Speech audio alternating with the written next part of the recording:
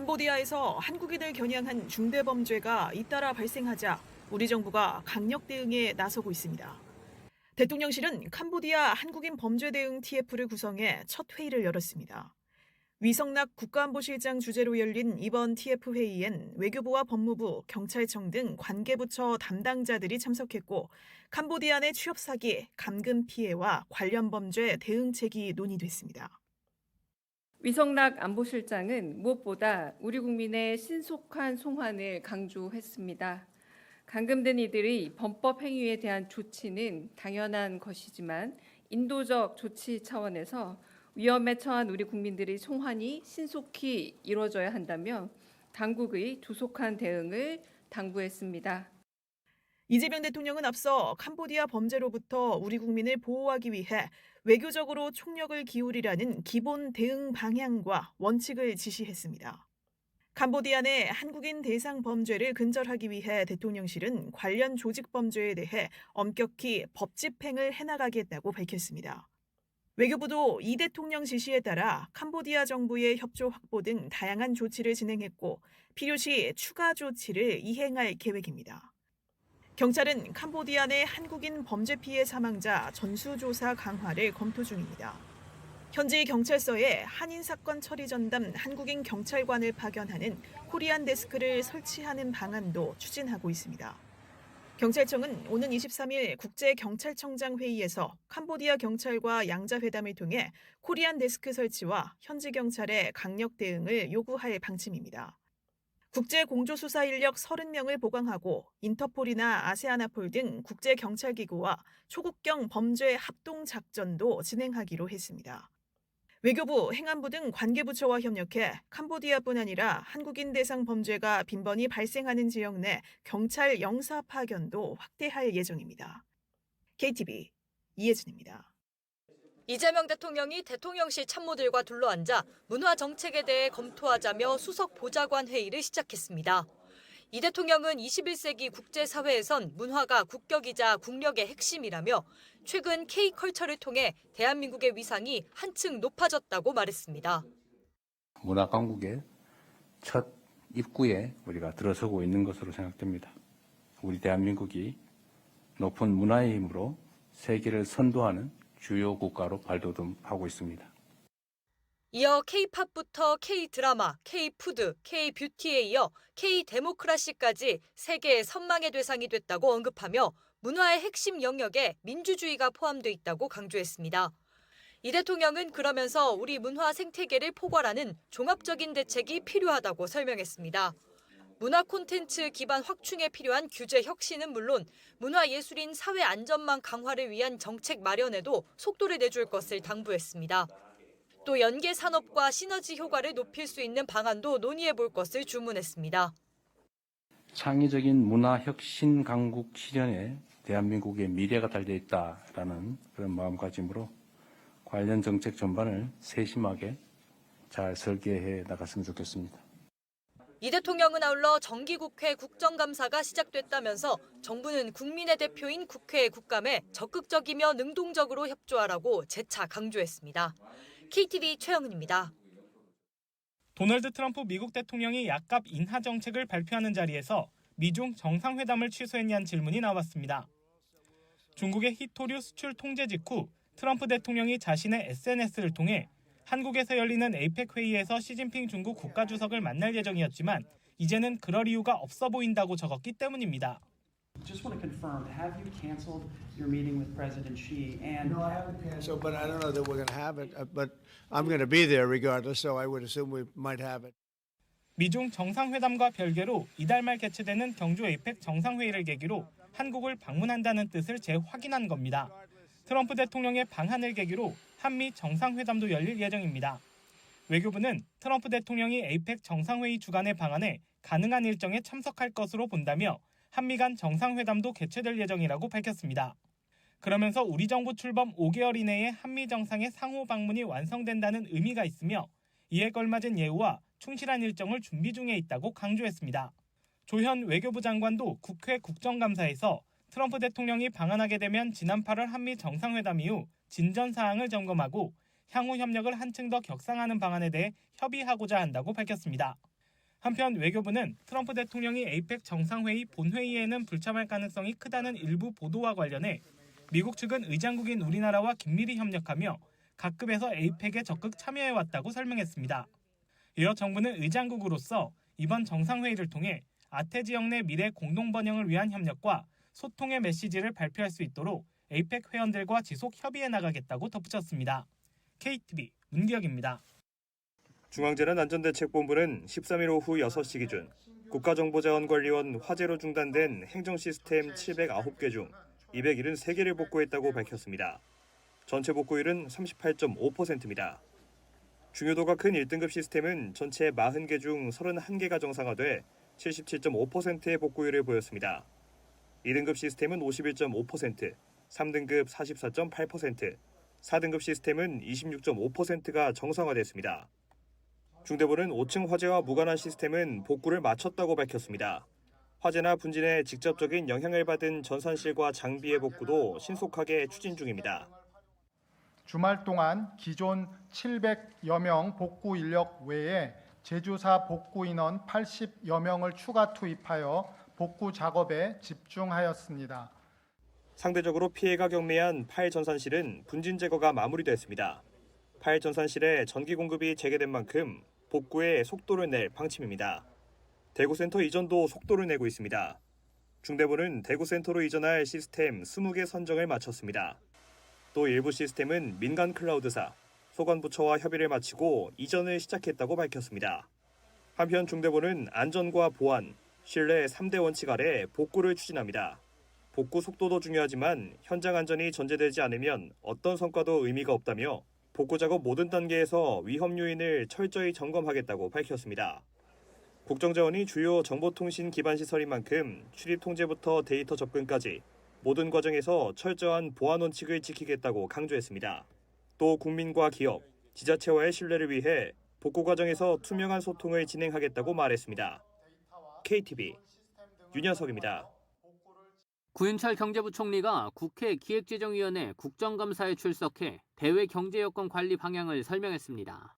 특히 대미 관세 협상은 국익을 최우선으로 임하고 있다고 강조했습니다. 구 부총리는 이어 오는 15일 스콧 베센트 미 재무장관과 만나는 일정을 조율하고 있다고 설명했습니다. 구 부총리는 현재 요청을 해놓은 상태라며 만나도록 할 것이라고 피력했습니다. 또한 관세 협상 결론을 빨리 내리는 게 필요하다고 보여진다며 미국 측에 한국의 상황을 설명하고 이해도 구하고 있다고 말했습니다. 미국이 3,500억 달러를 현금 일시불로 투자해달라고 요구했던 것에 대해서는 감당하기 어렵다고 밝혔습니다. 그러면서 우리 외환 사정 등을 지난번 베센트 장관에게 충분히 설명했고 베센트 장관 역시 외환시장 상황을 좀 이해하고 내부적으로 논의하겠다고 답했다고 설명했습니다. 우리 경제 회복을 위한 정부 계획도 설명했습니다. 구 부총리는 지금 우리 경제는 중대한 변곡점에 서 있다면서 경제 회복 모멘텀을 살려 잠재 성장률 반등에 성공하지 못하면 한국 경제의 미래가 어두워질 수 있다고 진단했습니다. 그러면서 우리 경제가 한 단계 더 도약할 수 있도록 모든 정책 역량을 집중하겠다고 밝혔습니다. 정부는 경기 회복과 민생 경제 안정, AI 대전환과 초혁신 경제, 대외 경제 리스크 관리, 재정 운영과 공공부문 혁신 등 4가지 영역을 중심으로 정책을 추진하겠다고 강조했습니다. 구 부총리는 2차 소비 쿠폰과 할인 축제 등으로 소비 회복 모멘텀을 확산하고 지방 중심 건설 투자 보강, 추경 신속 집행으로 내수 활성화를 지원하겠다며 내수 진작을 위한 정책 방향도 제시했습니다. 한편 구 부총리는 환율 등 외환 시장을 안정적으로 관리해 올해 내 모건 스탠리 캐피털 인터내셔널 선진국 지수 편입 로드맵을 마련하겠다고 설명했습니다. KTV 신국진입니다. 배달앱 시장의 시장 점유율 1, 2위를 차지하고 있는 배달의 민족과 쿠팡이츠. 공정거래위원회가 두 배달 플랫폼이 입점 업체들과 체결한 약관을 검토한 결과 불공정 조항들을 대거 확인했다고 밝혔습니다. 먼저 쿠팡이츠의 경우 배달 상품의 할인된 금액이 아닌 할인 전 금액을 기준으로 중개 수수료를 책정하는 것으로 드러났습니다. 예를 들어 입점업체가 2만 원짜리 음식을 15,000원으로 할인해 판매해도 쿠팡이츠는 여전히 2만 원을 기준으로 수수료를 부과하는 겁니다. 이는 입점업체가 자체 부담으로 할인 행사를 진행하는데 실제 이익이 발생하지 않는 금액에 대한 수수료까지 이중 부담하게 되는 셈입니다. 반면 쿠팡이츠를 제외한 대부분의 배달앱 사업자들은 할인 후 금액을 기준으로 수수료를 부과하고 있습니다. 중개 수수료란 거래를 중개하는 서비스에 대한 대가이므로 중개된 목적물의 실제 거래 금액을 기준으로 부과되고 결제 수수료 역시 실제 결제된 금액을 기준으로 부과되는 것이 거래의 실질에 부합합니다. 공정위는 해당 조항이 약관법에 위반하는 것으로 보고 쿠팡이츠의 60일 안으로 수정하거나 삭제하도록 했습니다. 서비스 품질 유지와 사고 예방을 위해 도입된 가게 노출 거리 제한 조항의 불합리한 부분도 시정했습니다. 배달의 민족과 쿠팡이츠 모두 앱에서 가게가 노출되는 거리를 일방적으로 제한하고 점주들에게 거리 제한 사유나 거리 등 시행 기준을 알리지 않은 것으로 파악됐습니다. 특히 쿠팡이츠는 거리 제한 시행 여부조차 알리지 않았습니다. 적어도 제한되는 거리와 제한되는 사유에 대해서는 예측할 수 있어야 하므로 입점업체에 대한 통지 절차가 보장되어야 합니다. 그렇지 않다면 입점업체 입장에서는 적시 대응이 불가능하므로 이로 인한 피해 발생의 우려도 크다고 하겠습니다. 이 밖에도 사유가 불명확한 대금 정산 규정과 광고료 환불 기한을 부당하게 제한하는 규정 등 총 10개 유형의 불공정 약관 조항도 시정했습니다. 아울러 가게의 노출 거리 제한과 관련해 시스템 개선에 필요한 조치가 완료되는 대로 개선된 방안으로 시행할 것이라고 설명했습니다. KTV 이리나입니다. 최근 5년간 발생한 통신재난 34건 중 14건은 태풍과 집중호우로 인한 통신설비 침수가 원인이었습니다. 통신 인프라, 통신 시설은 현대 문명 사회를 작동시키는 중요한 신경망이다 말씀드리고 싶은데요. 통신 시스템은 여러 가지 기후적 요소에 의해서 위협받습니다. 감사원의 감사 결과 집중호우로 인한 통신시설 침수 등 통신재난 예방 조치가 미흡한 것으로 확인됐습니다. 실제로 감사원이 도심 침수 지도를 활용해 통신설비의 침수 위험을 분석한 결과 강남구와 영등포구의 경우 50년 빈도의 강우가 발생하면 최대 4.7% 이상의 통신설비가 침수 위험에 노출되는 것으로 나타났습니다. 하지만 과학기술정보통신부는 이 같은 위험 예측 정보를 활용하지 않고 통신 사업자가 자율적으로 침수를 예방하도록 관리한 것으로 확인됐습니다. 감사원은 과기부에 통신시설에 대한 안전관리 방식을 합리적으로 개선하라고 통보했습니다. 통신망 이원화 조치도 미흡한 것으로 지적됐습니다. 지난 2018년 아연국사 화재로 대규모 통신재난이 발생한 이후 과기부는 통신회선의 98.6%가 이원화됐다고 발표했습니다. 하지만 감사원의 감사 결과 지난해 말 기준 31.6%의 통신회선이 이원화되지 않은 것으로 드러났습니다. 감사원은 사용자가 상위 전화국으로 직접 연결되는 회선에는 통신망 이원화 조치를 적용하지 않았기 때문이라고 진단했습니다. 이에 감사원은 과기부에 상위 전화국에 직접 연결되는 회선의 통신망 이원화 필요성을 재검토하라고 통보했습니다. KTV 신경은입니다. 지난해 우리나라 중소기업 수출액은 1,110억 달러로 역대 3위를 기록했습니다. 올해 상반기 수출액은 567억 달러로 동기간 역대 2위였습니다. 중소벤처기업부는 이러한 수출 호조세를 이어가기 위해 내년도 수출 컨소시엄 사업 주관단체를 모집한다고 밝혔습니다. 수출 컨소시엄은 업종별 협단체가 10개 이상 중소기업으로 구성된 컨소시엄을 구성하면 정부가 해외 전시회나 수출 상담회의 소요 비용을 지원하는 사업입니다. 사업은 3단계로 진행됩니다. 먼저 현지 시장 분석, 전시회 준비 등과 관련한 상담이 제공됩니다. 이어 현지 행사에서 기업의 제품 홍보와 바이어 연결 등을 지원합니다. 마지막으로 바이어를 국내 초청해 우리 기업과의 계약 진행을 돕습니다. 특히 내년부터는 최대 3년 지원의 유망 수출 컨소시엄이 신설됩니다. 여러 가지 정보도 부족하고 사전 준비나 이런 것들을 자체적으로 준비하기는 좀 어려움을 많이 느끼시거든요. 수출에 아주 유망하다고 판단된 전시회가 있으면 내년부터 3년간 안정적으로 진행을 할 수 있도록 지원을 하는. 1년 단위 일반 수출 컨소시엄의 경우 선정 다음해 1분기까지 지원할 계획입니다. 그동안은 사업 대상자 선정 등을 이유로 1, 2월 해외 전시회 참여가 어려웠는데 CES 등 주요 행사가 연초에 열린다는 점을 감안해 기간을 늘린 겁니다.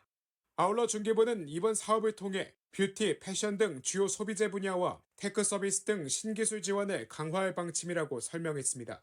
내년도 사업 주관단체 모집은 오는 24일까지 진행되며 신청은 중소기업 해외 전시 포털 누리집에서 가능합니다. KTV 조태영입니다. 지난해 우리나라에서 열린 공연은 모두 3만 1000여 건. 회차로 따지면 12만 5천 회의 공연이 관객과 만났습니다. 전체 공연 회차 가운데 65.6%가 서울에서 열렸는데 지방에 거주하는 관객들은 원하는 공연을 보기 위해 먼 거리를 이동해야 합니다. 제가 살고 있는 지역에서는 볼 수 있는 공연이 되게 한정적이어서 어쩔 수 없이 서울을 많이 가는 것 같아요. 티켓값도 들고 교통비나 가끔 숙소를 잡아야 하는 부담이 크지만 공연 자체가 서울에서만 열리니까 사실 지방에 사는 사람들은 선택권이 없다고 생각합니다. 정부는 무용과 뮤지컬, 연극과 음악, 전통 등 기초 공연예술 관람 기회를 늘리기 위해 공연예술 지역 유통 지원 사업을 실시하고 있습니다. 지방문예회관 등 공공공연장과 작품을 연결하는 건데 올해 전국 공연장 177곳에서 223개 작품을 지원하고 있습니다. 올해 8월까지 700회가 넘는 지방 공연이 열렸고 관객 14만 명이 관람했습니다. 서울에 편중되어 있는 우수한 국내 창작 공연예술 작품이 지역에 원활하게 유통이 되고 지역민들 입장에서는 꼭 서울을 가지 않아도 내 가까운 곳에 좋은 공연 작품을 서울 못지않게 어디서든 향유하고 즐길 수 있다.